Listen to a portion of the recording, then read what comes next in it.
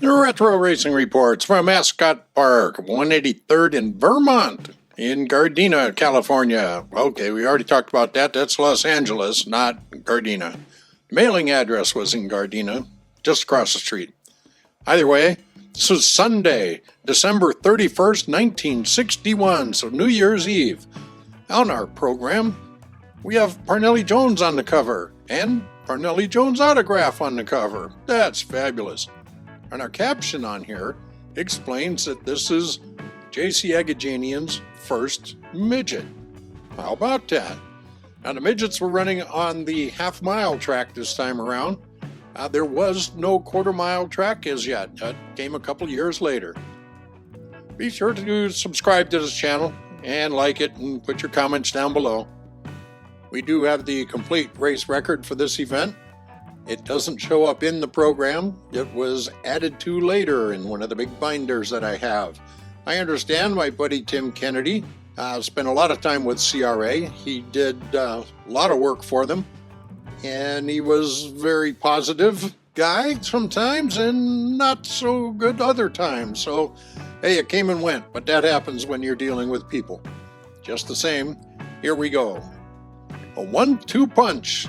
Jones and Hurtubise form a top racing combine. Automobile racing's newest 1-2 punch is strictly a Southern California production. And the outlook for the sport, particularly in the hands of these two hot rod graduates, appears to be more than solid. The drivers are Tim Hurtubise and Parnelli Jones, of course. They learned their trade the hard but indelible way. There were the local jalopy wars, the stocks, and finally the midgets, sprints, and big cars where the money's made. Hurtubise, a Lenox boy by way of North Tonawanda, New York, and Jones from Torrance, unquestionably are the hottest two newcomers on the auto scene. The past season has more than proved that. And today, Sunday afternoon, December 31st, should provide another exciting chapter in their intense but friendly duel they've waged throughout the years. It's difficult to say which has had the upper hand. Hurtubise made the loudest initial explosion.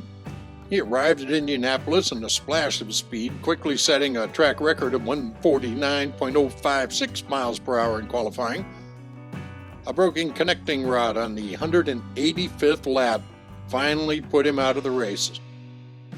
Nevertheless, the performance won him Rookie of the Year honors. And in the 1961 renewal last Memorial Day, he was just as sensational, leading the race during the early going before his Daimler Special blew. It was obvious, though, from Jim's first big championship race, Sacramento of 1959, that he was going to make it big. He started there with a win.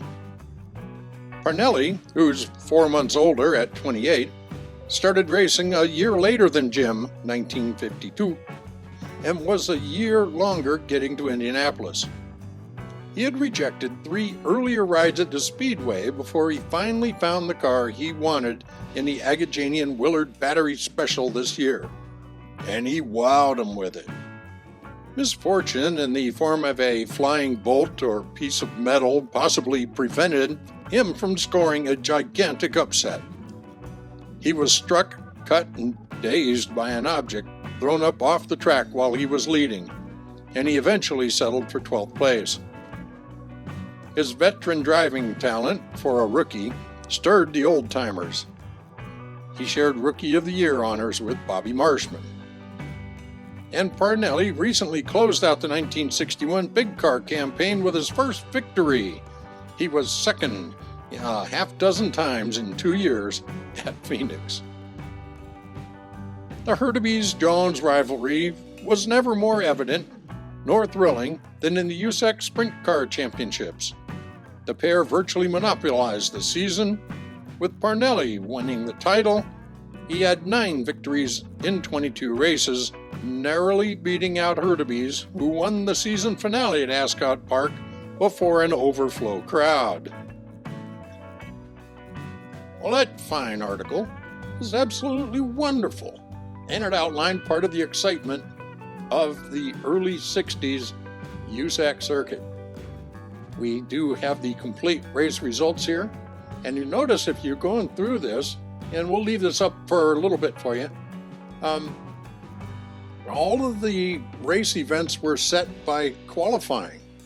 So they took the top 18 guys' qualifying times and put them into the main event. Nobody transferred from the semi. I don't know why they did that. But there seemed to be almost no point in running a semi if you couldn't transfer out of that. And if you didn't qualify well, that was just your tough luck.